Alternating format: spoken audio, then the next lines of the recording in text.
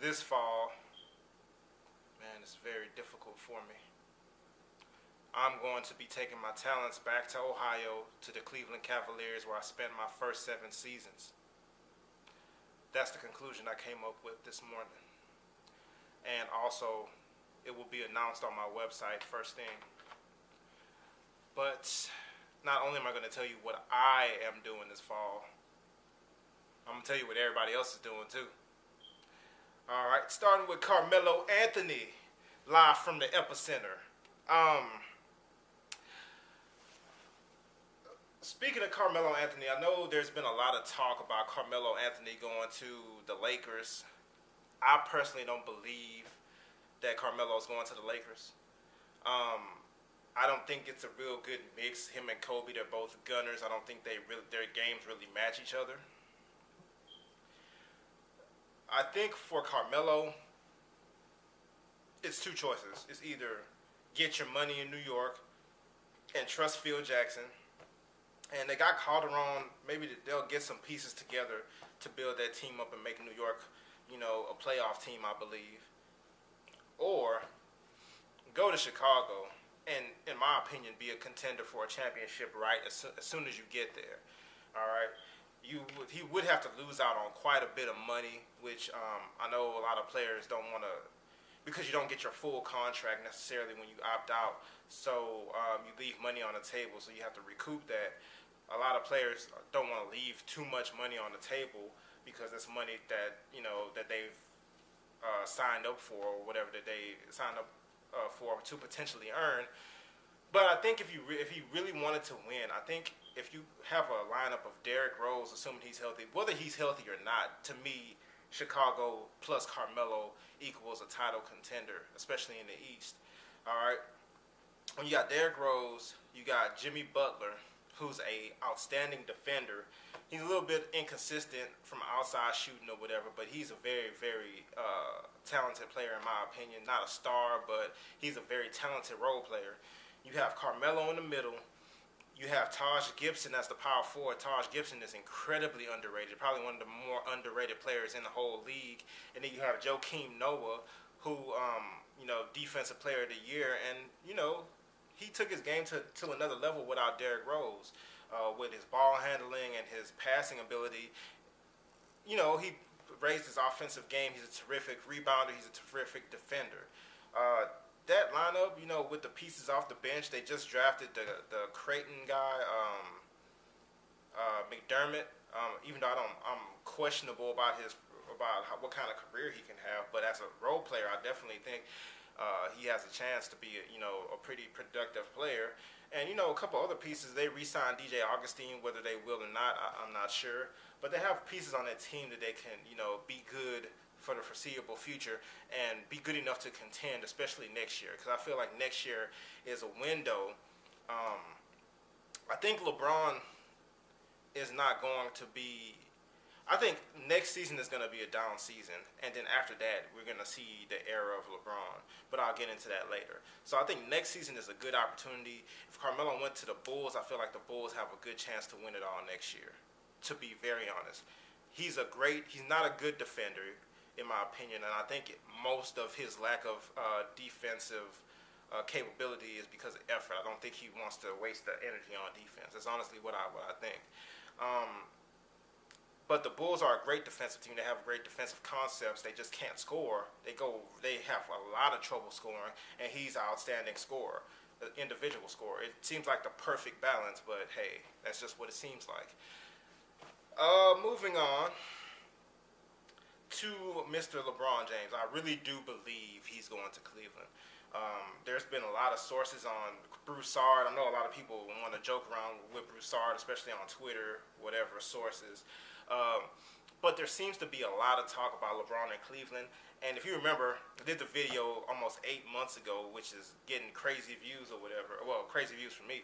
And a lot of people, there's a lot of steam behind this story, and a lot of people are really excited about the prospect. And I think it's completely tangible. I think it's completely something that makes perfect sense. I don't think he was ever planning to leave forever. If you look at Miami right now, Miami, even though LeBron is like the main guy bringing them championships, Dwayne Wade is still some kind of hero to Miami. Dwayne Wade has been declining rapidly, especially throughout these 4 years, but even before that. And they're still going to re him up for more money. I personally think Dwayne Wade is worth $7 million right now. I don't think he's a $10 million player. I certainly don't believe he's a $12 million player. I think that's ridiculous.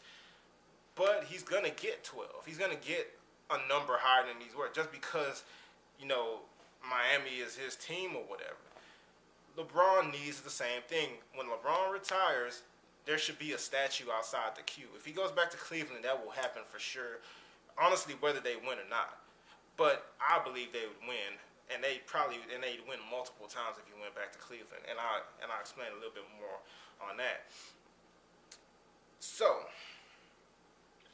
Cavs' potential trade of Kevin Love. Now, there's been a lot of talk out there as well about Kevin Love possibly being traded to the Cleveland Cavaliers. And the trade package that's out there right now is Dion Waiters, Tristan Thompson, and Wiggins plus some large contract to make the numbers balance. All right, I believe it's maybe Brendan Haywood, whatever they're doing. But it's based around Waiters, Thompson, and Wiggins. Now, Waiters and Thompson I completely agree with. I think they should definitely be traded if they can get Kevin Love, but not Wiggins. This is the irony, in my opinion, on Andrew Wiggins for the Cavs. Had the Cavaliers just said, look, Minnesota, we'll trade you Dion Waiters, Tristan Thompson, and a number 1 pick for Kevin Love right now, I'd do that trade. I would do that trade. For Kevin Love and the number 13th pick or whatever pick the Minnesota Timberwolves had. I would do that trade. But now that they drafted Andrew Wiggins, and I know this is so weird, but now that they drafted Andrew Wiggins, I don't know that I'll necessarily make that trade anymore. This is why. Once you identify who it is, Andrew Wiggins is too much of random raw clay or whatever. You could literally you have an incredible athlete. You have somebody with speed, lateral quickness, and ultra long wingspan, incredible athleticism. I don't know that you trade that. That guy could be Scottie Pippen for LeBron's whatever you want to call LeBron. But one thing Andrew Wiggins will be right out the door, right out the box. Game 1 of the Summer League, game 1 of the season, he's going to be a great defender, and eventually he's going to turn into an elite defender. Number 1, he likes playing defense. He said that he likes playing defense more than he likes playing offense. All right? He understands the concept that even if you're not playing well, by defending your man and playing hardcore defense or whatever, you still impact your team greatly just by helping shut down the other team's offense. This is what he understands. Put him on a perimeter defense. Put him on a perimeter with LeBron defensively. It would be a terror for any team coming to Cleveland or playing against the Cavaliers. That's why you don't trade Dion Waiters. I feel like that combination on the defensive end of the basketball is too potent to break it up for Kevin Love at this point. All right. Now, offensively, I think I have to see more of what Wiggins could do in the NBA. What I'm confident of, I think he's going to be a really good range shooter. I don't know how consistent he will be right off the bat. I really believe he'd be an excellent defender. I think because he has a nice stroke. He has a nice stroke from long range. All right. I really do think he's going to be a really good three-point shooter. Naturally, a rookie is going to have some inconsistencies or whatever, but I think eventually he's going to be a really strong three-point shooter, and he's already an athlete, so in transition, and once LeBron goes back to Cleveland, because his game has changed a little bit in Miami. Miami has always, since he's been there, had him, Dwayne Wade, Chris Bosh, and, a couple pieces and, like, a bunch of old geezers on their last legs or whatever. The pace of the game has not been for LeBron as what he was used to with Cleveland, even though it was still a fast-paced game that the Heat played, but it wasn't nearly as fast as how Cleveland used to play. So I believe that Andrew Wiggins next to LeBron in Cleveland would be possibly a really, really good fit for the future. Okay. Another factor, as LeBron, because LeBron, he's pushing. He's getting to 30 next year. Okay, or not even next year. At the end of this year, he's gonna be getting to 30. So when you're getting to 30, you have to start to think about the future. If you want to be competitive with the Cleveland Cavaliers, he has a chance to be competitive literally till the end of his career. He can go to the playoffs and possibly deep in the playoffs till the end of his career. Till the day he decides that, okay, basketball is done, I can't play anymore. He could be a perennial contender until then. Reason why, as he gets older and he starts to decline a little bit, that's when this Wiggins kid is gonna really start to become a really good player. So it's just gonna continue to balance. As LeBron starts to go down, Wiggins is gonna come up, and they're gonna continue to wade water. And kind of the same Tim Duncan equation. I think from losing to Tim Duncan in these finals, LeBron is realizing, to have sustained excellence. That's like how Tim Duncan has sustained excellence. That's what you would have to do. You have to build a team organically to have that.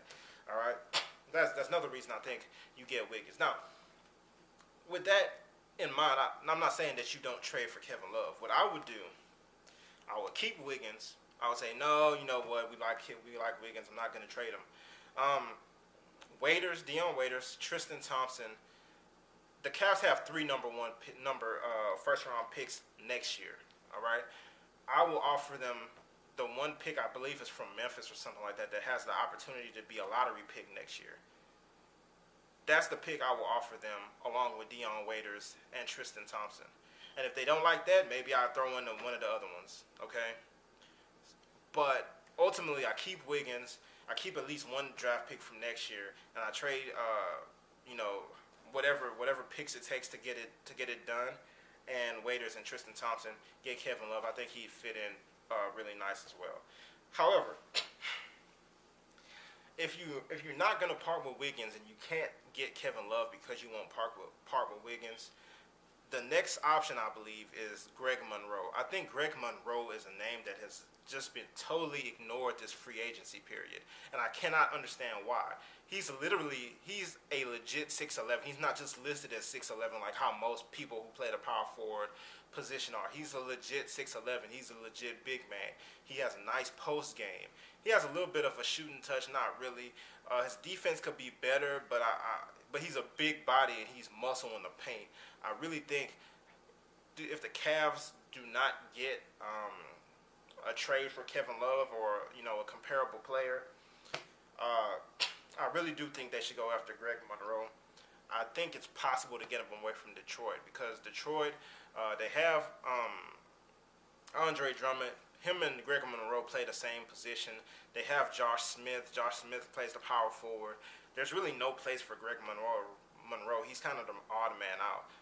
If I'm the Cavs, that's the person I'm going after if I can't get Kevin Love for the front court. If Minnesota says, no, we want Wiggins, I say, no, I'm keeping Wiggins and I want Greg Monroe. That way you have Kyrie Irving, Andrew Wiggins, LeBron James, whether it's Tristan Thompson, whoever you want to have there, or whether you want to start Greg Monroe at the power forward and then Varejao, however you want to do that. But I would go after Greg Monroe. All right.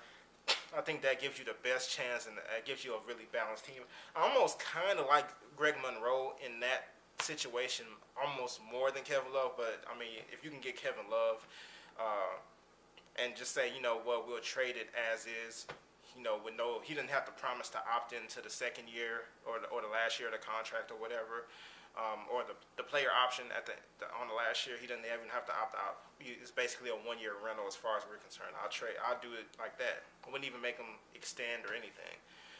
But anyway, Greg Monroe, if I can't get Kevin Love, Greg Monroe is who I'm going after. And last but not least, Mr. Lance Stevenson, Mr. Blowing in the ear, Mr. Touching your face, the crazy Lance Stevenson, who I'm starting to actually like. I couldn't stand him in the playoffs. I couldn't stand him all season.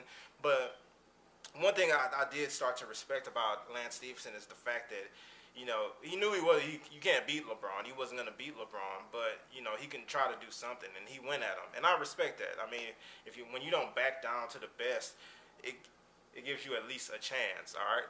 So, but apparently he's actually going to the Dallas Mavericks potentially, most likely. It looks like they're the suitor that's showing the most interest, probably going to offer him the most money, and it looks like that's going to be the landing spot for Lance Stephenson. All right.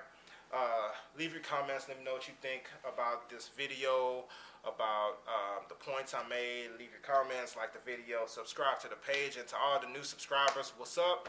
Gonna keep making videos, and check out my website, betterthanjordan.com, and watch out for the podcast coming soon on TuneIn, depending on how things go. All right, see you next time.